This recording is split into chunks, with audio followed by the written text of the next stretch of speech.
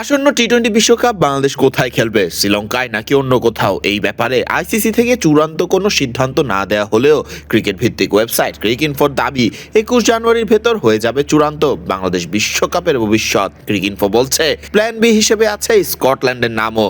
তাহলে কি এবার বিশ্বকাপ থেকে বাংলাদেশকে সরিয়ে সেখানে নেওয়া হবে স্কটল্যান্ডকে? ক্রিকইনফোর প্রতিবেদন অনুযায়ী বাংলাদেশ যদি শেষ পর্যন্ত বিশ্বকাপে অংশ না নেওয়ার সিদ্ধান্ত নেয়, সেক্ষেত্রে বিকল্প দল হিসেবে স্কটল্যান্ডকে অন্তর্ভুক্ত করার পরিকল্পনা রয়েছে আইসিসির। গত শনিবার ঢাকায় অনুষ্ঠিত দ্বিতীয় দফা বৈঠকে ভারতের নিরাপত্তা পরিস্থিতি নিয়ে নিজেদের উদ্বেগের কথা তুলে ধরে বিসিবি। বোর্ডের পক্ষ থেকে জানানো হয়, বাংলাদেশ দল ভারতে গিয়ে খেলতে স্বাচ্ছন্দ্য বোধ করছে না। এই কারণে তারা ম্যাচগুলো সহ আয়োজক দেশ শ্রীলঙ্কা আয়োজনের প্রস্তাব দিলেও আইসিসি তা প্রত্যাখ্যান করেছে।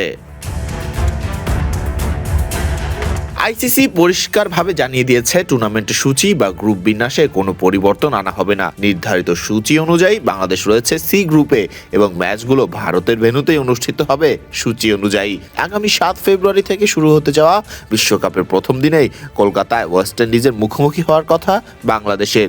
একই ভেন্যুতে ইতালি ও ইংল্যান্ডের বিপক্ষে আরও 2টি ম্যাচ খেলবে বাংলাদেশ।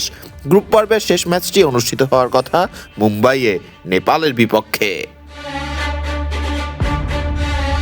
প্রায় 3 সপ্তাহ ধরে চলা এই অচল অবস্থার মধ্যে বিশ্বকাপ শুরুর সময় দ্রুত এগিয়ে আসছে। এখন সব নজর 11 জানুয়ারি এই সময়ের মধ্যেই বাংলাদেশের ভবিষ্যৎ অংশগ্রহণ নিয়ে চূড়ান্ত সিদ্ধান্ত আসবে বলে ধারণা করা হচ্ছে।